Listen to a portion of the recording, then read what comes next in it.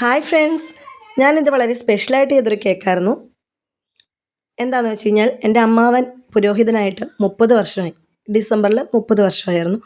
അപ്പോൾ ഈ വർഷം ജൂബിലി വർഷമാണ്. അപ്പോൾ അമ്മാവൻ വീട്ടിൽ വന്നു കഴിഞ്ഞപ്പോൾ എല്ലാവരോടും ഒത്തുകൂടി അങ്ങനെ അതിന് വേണ്ടിയിട്ട് ഉണ്ടാക്കിയ കേക്കായിരുന്നു ഇത്. വൈറ്റ് ഫോറസ്റ്റ് ആയിരുന്നു ഫ്ലേവർ. ഞാൻ ഹാഫ് kg ടിന്നിൽ ഹൈറ്റിലാണ് ബേക്ക് ചെയ്തെടുത്തത്.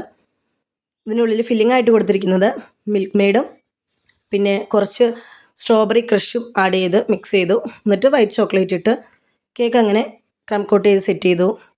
പിന്നെ ഫിനിഷ് കോട്ട് ചെയ്ത് കേക്ക് സെറ്റ് ചെയ്തെടുത്തു. അങ്ങനെ കൊണ്ടുപോയി അവിടെ വെച്ച് കട്ട് ചെയ്തു. 3 സെലിബ്രേഷനായിരുന്നു അവിടെ ഉണ്ടായിരുന്നത് കേക്ക് കട്ട് ചെയ്യാനുള്ളത്.